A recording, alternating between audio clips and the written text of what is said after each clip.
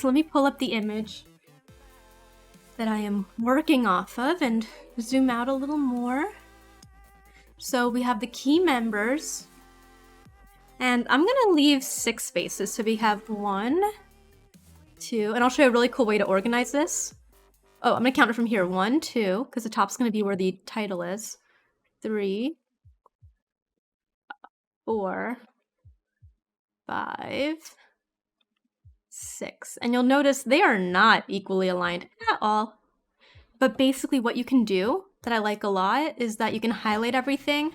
Oh, I think this will work. And do tidy up. Oh, that didn't work at all. That did not work at all. Ooh.